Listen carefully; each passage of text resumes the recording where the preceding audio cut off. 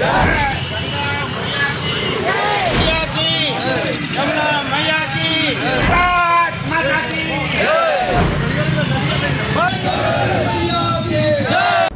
Bulletin के प्रायोजक हैं सैमफोर्ड फ्यूचरिक स्कूल, सुल्तानपुर का नंबर 1 इंग्लिश मीडियम स्कूल।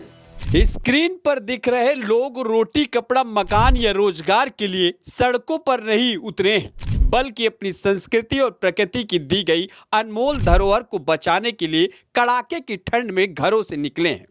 आपको बता दें कि आदि गंगा मां गोमती नदी में बढ़ रहे प्रदूषण को रोकने के लिए सुल्तानपुर जनपद के तमाम सामाजिक संगठन गोमती मित्र मंडली की अगुवाई में हाथों में तख्तियां लेकर सड़कों पर उतरे और ज्ञापन यात्रा निकाल डीएम को संबोधित ज्ञापन एसडीएम को सौंपा। गोमती मित्र मंडल प्रदेश अध्यक्ष मदन सिंह ने ज्ञापन सौंपते हुए कहा कि 15 दिन के भीतर अगर गोमती नदी में गिर रहे नालों को न बंद किया गया तो गोमती नदी के क्षेत्र में अवैध कब्जे को न रोका गया तो जल्द सभी तमाम संगठन धरने पर बैठेंगे।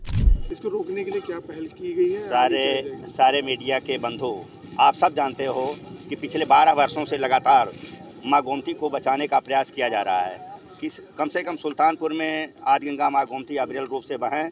हम लोगों को जैसे नदी मिली थी कम से कम उस रूप में तो हम लोग अपने अगली पीढ़ी को दे जा सकें।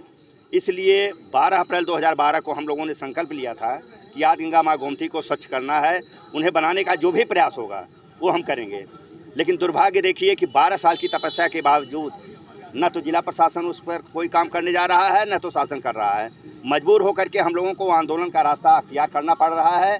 यह पहली दफ़ा इस समूह में ज्ञापन देने आए हैं। इसके अलावा कम से कम 200 बार पत्र हम लोगों ने दिया है शासन को, लेकिन निष्क्रियता बार बार सामने आती है। मजबूर होकर के आंदोलन की राह पकड़ना पड़ रहा है। आदि गंगा माँ गोमती को बचाने के लिए 15 जनवरी तक का हम लोगों ने समय दिया है। यदि तत्काल नालों को सीधे नदी में जाने से नहीं रोका गया तो पहले धरना करेंगे, फिर अनशन करेंगे, उसके बाद आमरण अनशन की स्थिति भी आएगी तो भी करने के लिए तैयार हैं।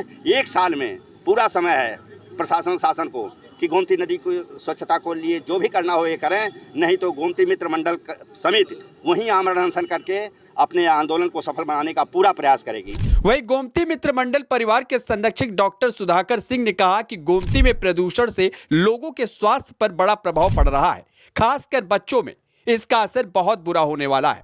ऐसे में अगर प्रशासन ने कोई बेहतर उपाय नहीं किया तो वह एनजीटी और कोर्ट का दरवाजा खटखटाने को मजबूर हो जाएंगे। ये बात बताना चाहता हूँ कि पिछले 6 डीएम को मैं ऑलरेडी ज्ञापन दे चुका हूँ इस बात का, और हमको बार बार आश्वासन मिला कि ये नदी में जाने वाले नाले बंद हो जाएंगे। 90% नदी की जो प्रॉब्लम है नाले के नाते है। इवन जो आपके घर से या टॉयलेट का पानी निकलता है वो भी डायरेक्ट उसमें जा रहा है। जो कुछ भी कूड़ा करकट है सब नदी में जा रहा है। हमने नदी को नाले का रूप दे दिया। नदी हमारी इतनी दूषित हो गई कि नदी के 500 मीटर के किनारे के एरिया में बोरिंग कराना भी अब मना हो गया है, क्योंकि उससे इसमें जो केमिकल आ रहे हैं उसके नाते बच्चों में अपंगता होने का डर है।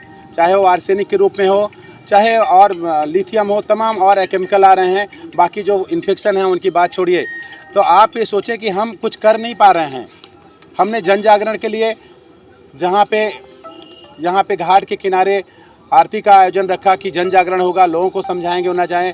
वो बहुत कुछ काम तक हमारा हो गया, लेकिन दूसरा जो काम हमारा प्रशासन के माध्यम से होना था कि वहाँ पे नालों को रोकने की व्यवस्था बनाएं। उसके लिए सब पे सेंटलाइन भी बन गई है, सब पे जनरेटर भी लगा है, सारी व्यवस्थाएं हैं। लेकिन दुर्भाग्य है कि लायबिलिटी ना लेने के नाते वो सब चीज़ें सीधे जा रही हैं और मुझे नहीं समझ में आता कि हम लोग किससे करें, शिकायत करें।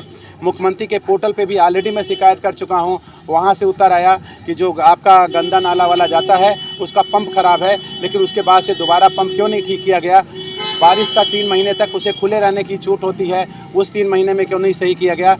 बड़ा दुर्भाग्य है कि हम जिस माँ की कसम खाते हैं उस माँ हमारी पीड़ित है, दुखी है, बीमार है, लेकिन उसकी हम इलाज नहीं करा पा रहे हैं, उसको हम ठीक नहीं कर पा रहे हैं, इतने संसाधन होने के बावजूद भी।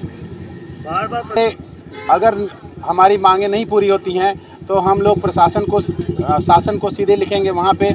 और उसके अलावा हमारे पास जो और विकल्प हैं उसमें एनजीटी है और कोर्ट है। 2 ही हमारे पास विकल्प बचते हैं जहाँ पे हम जा सकते हैं। लेकिन हम लोग अभी किसी भी तरह से आंदोलन का रास्ता नहीं अख्तियार करना चाहते, खाली निवेदन के माध्यम से, क्योंकि हर काम बना हुआ है, खाली लाइबिलिटी फिक्स करनी है, ये हो जाएगा तो काम हो जाएगा।